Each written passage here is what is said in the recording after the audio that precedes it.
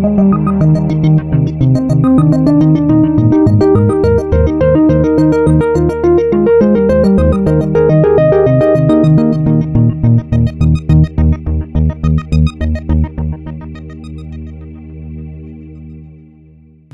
structure that you have there is not chronological.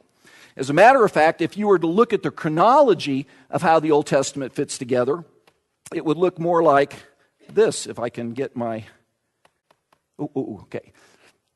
It would look more like this, and that is that those historic books of the Old Testament, once you get to Genesis chapter 12, and I've kind of shown this going off the chart here to the left, because really the Bible begins when time begins. In the beginning, okay, God created, and in a sense, we're looking to eternity past. And but when we can really begin to accurately date Genesis chapter 12, we know that that takes place around 2000 BC, and the Old Testament comes to the end,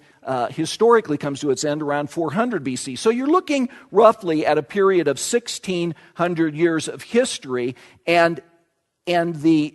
those 17 books, which actually can be narrowed down, and I'll show you how that works in a minute here, those 17 books of history then have the books of poetry and the books of prophecy chronologically fit in under that history. And so, for instance, those 5 books of poetry, we aren't really sure how to date Job. Some people think it perhaps is the oldest book of all the books in the Bible, but generally speaking, poetry, when you're looking at Psalms and Proverbs, were written during the time of David and Solomon, the United Kingdom, and so they take place, they're written around, roughly 1000 BC. When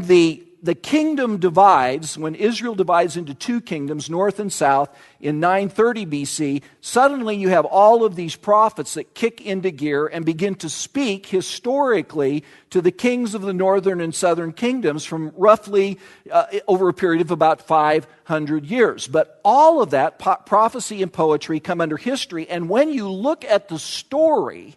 of the Old Testament is really contained in the history. And prophecy and poetry sort of fit underneath there and amplify on that and maybe give more color to it. But again, the essence of the story of the Bible, that part is contained in these historic books. Now, when you get to the New Testament, I think you can sort of roughly divide the New Testament into 4 different sections. One is that your New Testament obviously begins with the 4 accounts of the life of Christ that we call the Gospels. That's followed by another book called the Book of Acts, which is the history of the early church. And then, following those first 5 books, you have 21 documents that were really letters written to New Testament churches, about half of them, I think 12 or 13 of them by Paul, others by James, others by some we aren't exactly sure of, like the book of Hebrews. But again, you have these letters or epistles, and then obviously the final book of the Bible is the book of Revelation. But again, chronologically, by the way, this is a little thing I threw in that at one point in time was considered the oldest fragment of the New Testament, the John Rylands fragment that is a little piece of John chapter 18 that was discovered in Egypt, dated to about 120 about the year 125, roughly about 30 years after the time that John wrote it, and it's a copy, and it's all the way down in Egypt, which shows you how rapidly the documents spread, but also kind of gives you this sense of the historicity. There was a time when people were trying to date the documents much further later in history and saying that they were recording sort of backwards history that had already taken place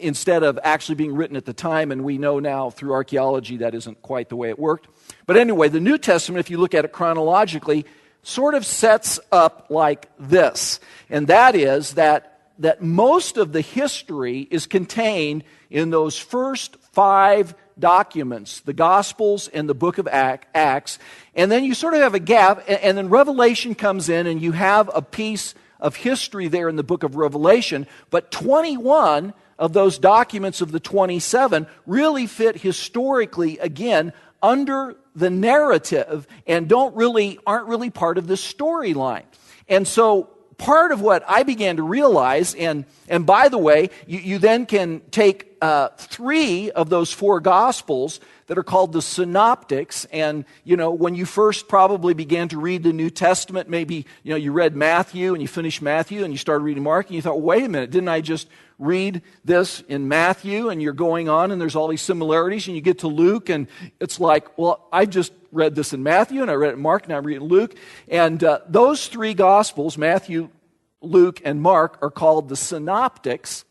a word that means that they sort of see those events together. And 90% of the material in the Synoptics is shared in common. So that you could actually take the Gospel of Luke, which is probably the most comprehensive of the Synoptics, and you can tell the whole history and story of Jesus simply using that, plus the Gospel of John, which is written later in time, and it's as if John, at the end of the 1st century, is looking back at what's already been recorded about the life of Christ and saying, there's some things that